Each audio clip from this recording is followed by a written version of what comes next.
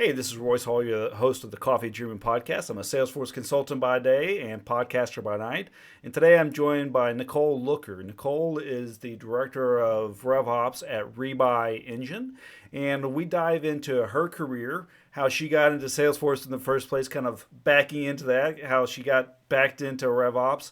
And we talk about how soft skills can help you transition in your career and get the job that you're looking for. We also talk about Nicole's upcoming talk at Mile High Dreamin', so you'll want to keep an eye out for that in August of 2025.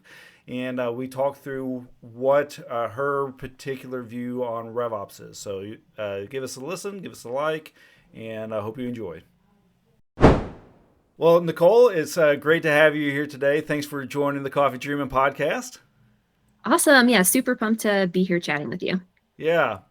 Well, Nicole, love to hear about what you're doing. You know, you're the head of RevOps, so tell me about what you're doing your day job, and as I always like to ask, what's your why behind that? Like, what Yeah, got you into RevOps? Why is that your passion?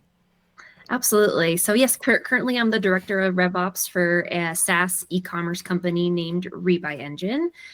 For a little bit of background on them at a very high level, when you add something to your shopping cart and it says, "Hey, add this because we think that you'll like it," or bundle and save, things like that is what usually our app is powering. So pretty cool. Lot going on, a million different pieces, always moving. But on the RevOps team, I'm responsible for all things Salesforce. So that falls in my purview, all the admin stuff, the development things, the architecture, the design, the UI, training, development, all of that falls under my wheelhouse. Also responsible for all of the systems that are integrated with Salesforce. And we have a lot of awesome things that we work with and different tooling. On top of that piece, I'm also responsible for strategy and data and reporting for our go-to-market teams. I do manage a small team now. It's just myself and one other person, which is awesome because previously it was just me, and that's a ton. But having her has been like, I tell everybody I'm so thankful that she's here to help with all the day-to-day things and some of our bigger projects. And then going into how did I get into Salesforce/RevOps was totally by accident. I started out my college journey actually as elementary education, which is crazy. Right on. My sister Um, went to college for that. yeah, a little elementary ed, yeah. Yeah. And what happened is I did one summer as a camp counselor at the YMCA in my community. And after doing it for one summer, I was just like totally and utterly exhausted. So props to all educators. It's so much Absolutely. work. A lot of passion and love has to go into that. So I switched to a finance degree like midway through. And my first job was actually in insurance and underwriting, which is very boring, super boring. But I was really good at the data and the analysis and the stuff in Excel that has to go Hmm. along with all of that, and then all of the interactions with the different clients and account managers that I worked with. And those skills translated very nicely into my first ever sales ops role, which was a sales ops analyst. And it was there that I got to be immersed in the front end of Salesforce and become like a business user and a power user and just learn everything about how our sales team was using Salesforce at the time. And I would take all their qualms and things that they didn't like and what they wanted, give it back to the technical team. They would build it and give it back to me to train the sales team on. And it was an awesome way to get into Salesforce and to the operations world in general, because you start learning the why behind what you're doing and how it affects everybody across the organization. And I just loved that. So I took it and just ran with it and got really immersed in the technical side of Salesforce also by accident. My first technical Salesforce role was also for a startup, and I probably shouldn't have had that role. Like it was my first time ever like building anything technical in the back end of Salesforce, but I was all of a sudden like the product owner for Salesforce. Did you lie on your resume? I did not. I was very straightforward. I was very much like hey, like I just got my admin cert. I've been doing it on the front end for three years though. But all that like the interactions with stakeholders, the understanding the why, it really helps you become like an effective technical owner of the Salesforce platform, because you're not just being a yes person. You're like trying to understand, why am I adding this field? Is this field going to affect something else? What is this automation needed for? Why am I designing things this way? And you end up being able to be very effective with what you're doing. Well, let me ask you a question. This is very interesting. You know, I think of career transitions. I've had my share of career transitions. Go look me up on LinkedIn. My career is like all over the place. But you know, you mentioned, okay, like you've never been a technical product owner. You know, you got your admin. Like, how did you end up? Like, you know, I'm sure there's a lot of people that are looking at job listings. They're like, I'm clearly not cut out for that. And like, you know, to me, it sounds like, well, why did you apply for that? Like, why did you go after that? If it's like the technical person, you're like, well, I'm not that. But like that, is that crazy or is that plucky or like, you know? It's one of those things. So, and I think maybe my situation might be a little unique, but I think there's areas of this that apply for sure to others in the same situation. In that role where I was the front end, I got to go to Dreamforce for the first time ever. And then that was pre-COVID, before they scaled it back. So it was like the Wild Wild West. And it was like all over San Francisco, not just in the Moscone area now. And when I was there, I just got totally like, oh my gosh, this is amazing. Like, look at the community, look at the growth potential, all the different things that you can do. I sat in on like admin sessions and saw all the different things that people were building and then how it influenced the front end users. And I was really like fascinated. So even though I didn't have this technical background, I was like, I'm just going to go for it. Like, I think this is so cool. I can see myself doing it. I can see myself growing here. There's a lot of different avenues to take. You're not just locked into only being sales ops or only being CS ops or only being in Salesforce itself. There's just like so much. So my advice is just like, go for it. Like, maybe I wasn't technically qualified in the sense that I checked off all the technical boxes, but I can learn it, and I did. And I made sure to put the effort in to learn it and prove that I was worth it. So how did you actually get that job then? Like, was it like, you know, the right person, or like Nope. you know, the AI wrote your resume and the AI liked the resume that was written, or like, what is that? Absolutely not. Not at all, because this was in 2020 when I transitioned into a technical role. So on my resume, I wrote it myself. I did not use like a person or a service. But I framed my resume at the time with like how my soft skills that I had translated into the technical areas. So collaborating with stakeholders. Cool. That's a great bullet point. But what did I do to put input or like give actionable input to the team? So like diagnosing front end user errors. Like, how did I go about doing that?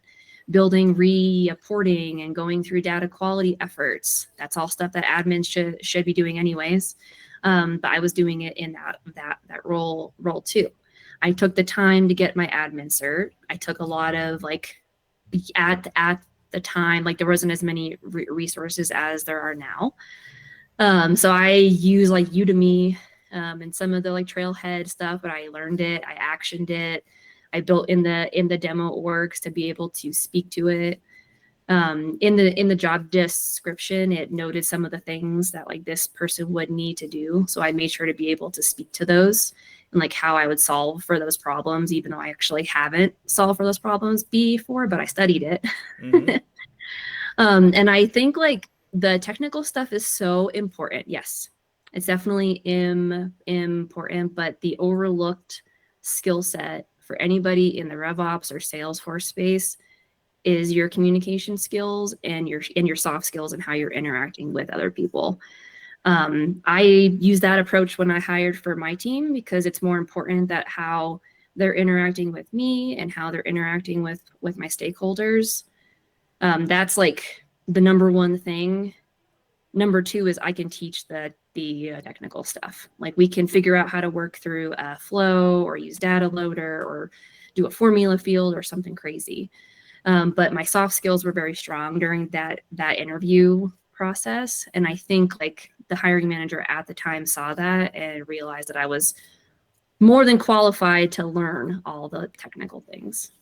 That's awesome. Well, that definitely resonates with me. Like in my own Mhm. career transitions, I've had a very similar thing of like, okay, how can we parlay soft skills into a job that I'm not as qualified on the hard skills for, and that goes a long way. Like I think as if you're looking at a career transition, or even if you're young in your career, like what are the intangibles that you Yep. can bring to the table that help sell you, right? So Mhm. so Mhm.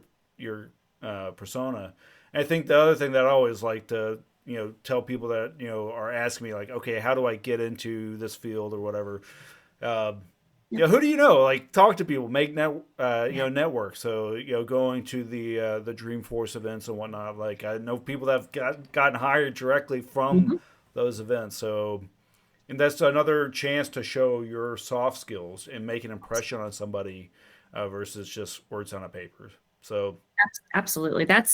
And I did like I met people at Mile High Dreamin in Denver last year that I interviewed because I met them there. So I like just pushed them through to like there you talk to go. me. But it was because at those events we had awesome chats, just sitting down, drinking a cup of coffee, or like walking through the hallways. And that stuff also makes a huge difference. Awesome. Well, speaking of Mile High Dreamin', you're going to be going to Mile High Dreamin' here in August, and you're actually going to be presenting with your sister. So, tell Yeah. us a little bit about what we should be looking for from you. Yeah, super excited. This is the first time that my sister, or sorry, the second time that my sister and I are speaking at Mile High Dreamin'. Last year we did a session on like how we both got into the Salesforce space. I think her story's more interesting than mine, so hopefully she chatted about that with you. As hers is definitely like a way left swing.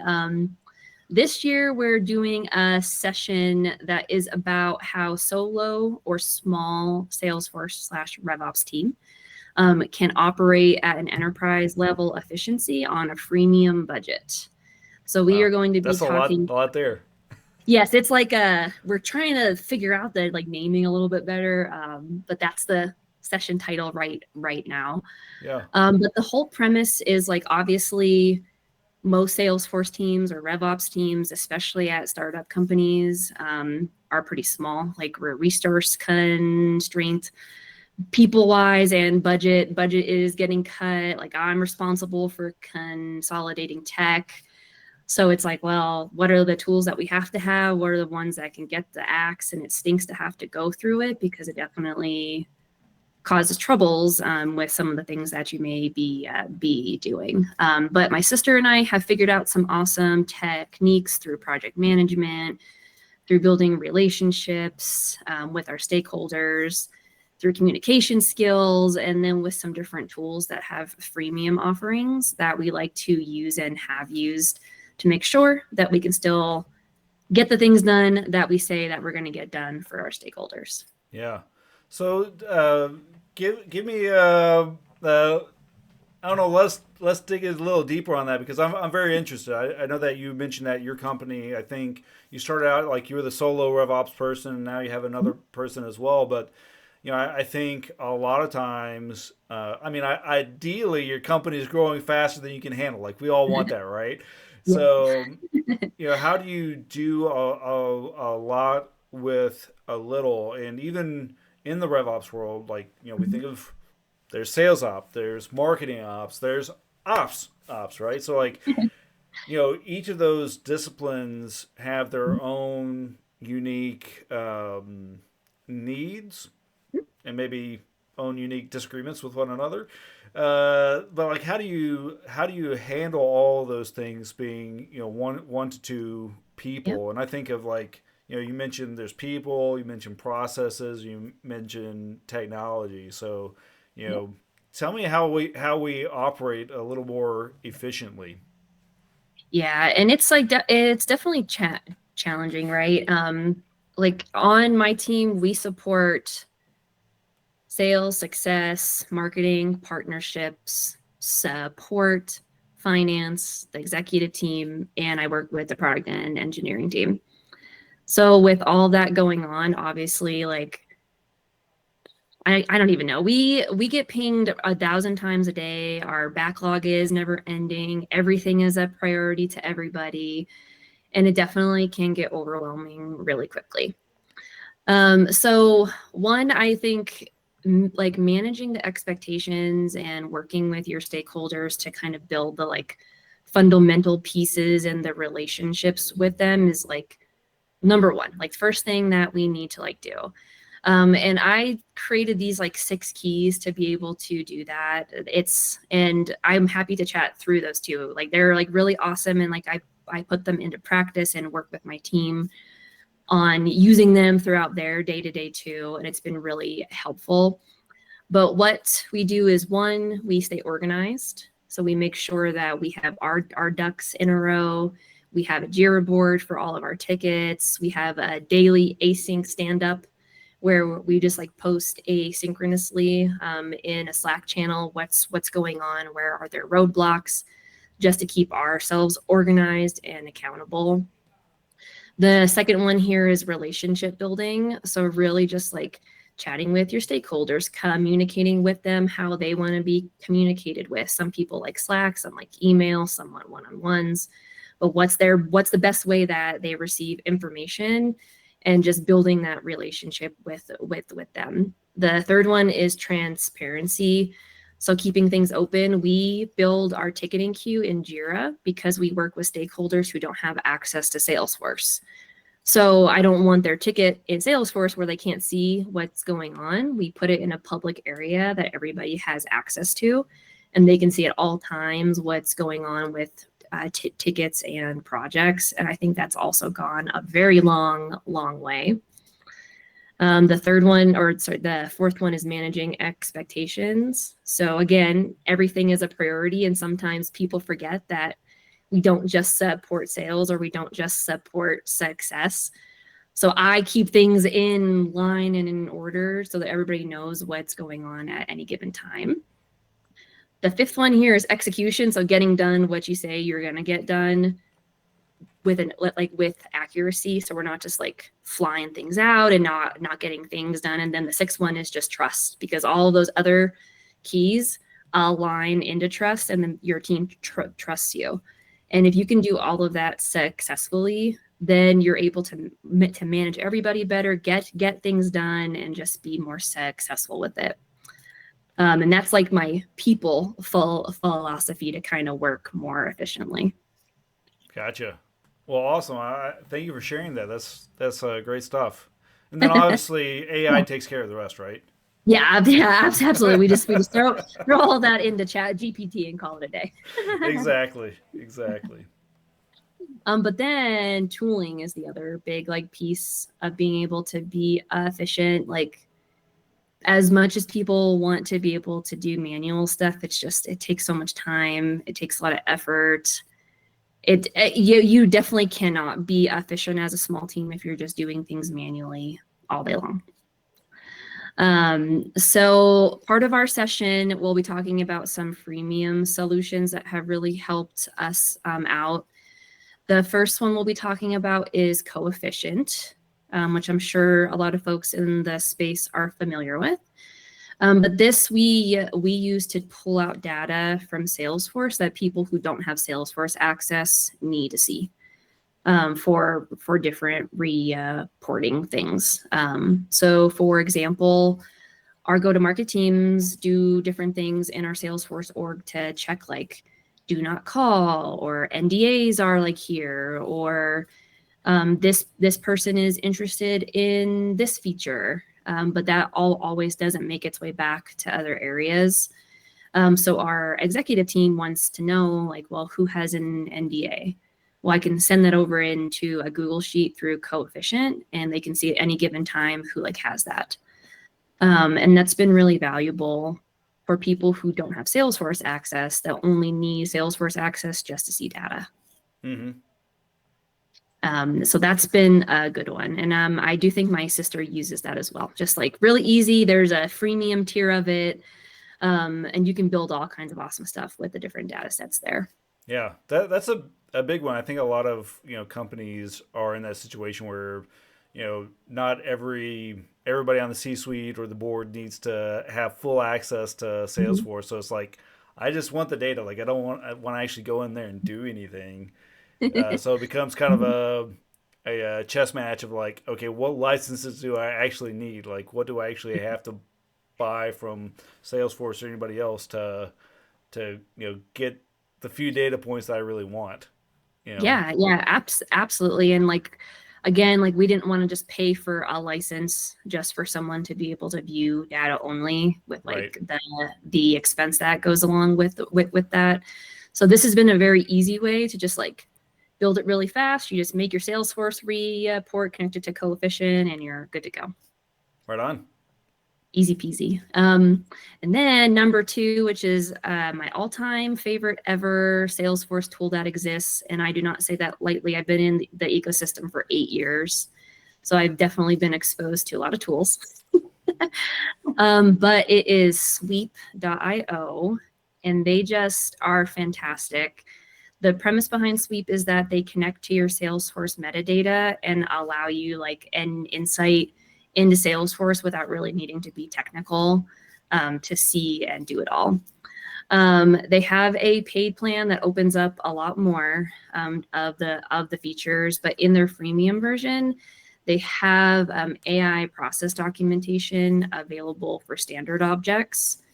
And what this does is, for example, and this is a real life use case that has happened to me, we had an automation that was updating opportunity amounts after opportunities were already closed won. And that's pretty bad. Like, we use it for pipeline, for revenue, reporting, and all of a sudden opportunities that have been closed for like years were like getting changed like $0 or $25 for something. And we had no idea like what was causing it. Now, if you didn't have Sweep, what you would do is go into each flow that could possibly be changing the amount field, looking through all the different nodes that are in your like flow to find out what was going on. Depending on the amount of flows, that could take hours to like look through. Yeah. So in Sweep, what you can do is go to the opportunity section on the AI process documentation and go to the amount field, and it lists out every single flow that the amount field could or is in. And then you can ask it questions like which one of these flows updates the amount field. And it'll tell you which flows do it and which part of the flow. I was able to solve my problem in like 5 minutes. That's awesome. That's awesome. Well, on my side, I'm a consultant. So, thinking about, okay, if I were to, go into your org, like how do I quickly get that, transparency? Like that's such a great tool of like, okay, maybe you've started a new job, and you're inheriting an org, like, oh man, like what's going on? It's craziness in here. Like, how do we solve that quickly? Especially, I mean, the bigger the organization is, like the harder that transparency becomes. And of course, everybody documents everything super well. But in the rare case where that's not going on, this would help quite a bit. Oh yeah, and I mean it like shows like field utilization, which I know for a fact every single admin deals with. Oh, we're reaching our field limits. Like, what do we need to delete and get rid of? You can see like what's being used, what's not, what type of field it is, the descriptions, and like one of my team's projects was to like make a data dictionary. Well, we're not doing that anymore because we have it in Sweep. So like all that kind of stuff is off of our plate now since it's all managed through there instead. So highly recommend. That's like their like freemium suite is pretty sick for like what is there and the power that it can give teams. Awesome. Well, get it while it's still freemium. Yes, yeah, yeah. Grab it ASAP. Right on. Very good. Well, Nicole, thanks for sharing that with us. Thanks for sharing us with us. What's coming up at Mile High. So you want to go out to Colorado and Yeah. catch Nicole at Mile High Dreamin'.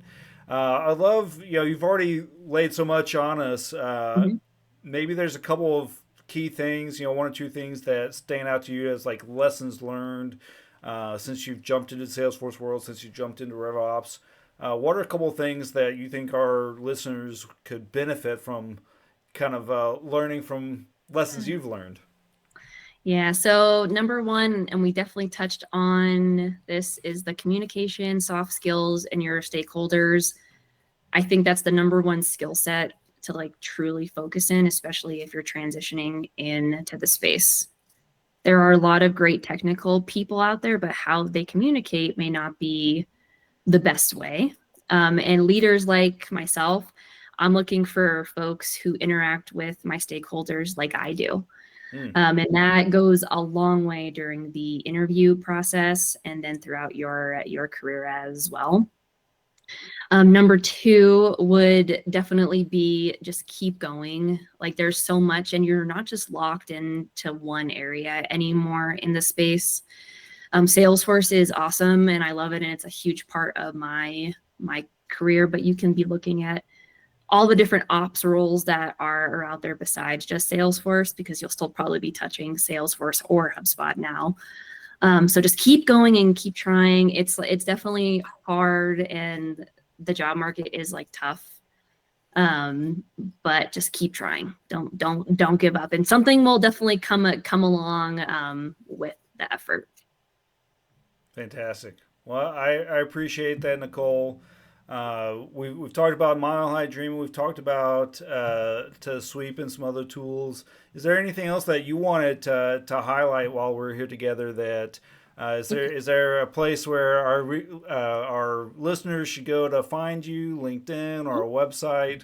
Uh, Yeah, definitely feel free to look me up on LinkedIn. Nicole Looker is my name on there. My sister and I are also the chapter co-heads for the Denver RevOps co-op group. So we'll be getting things like more events up and coming there as far as webinars go and in-person events for folks in the Denver and metropolitan area. Happy hour coming soon, TBD. But definitely look us up there as well. Fantastic. Well, Nicole, it's been great talking to you. Thank you for sharing your wisdom and sharing your experience. We greatly appreciate it.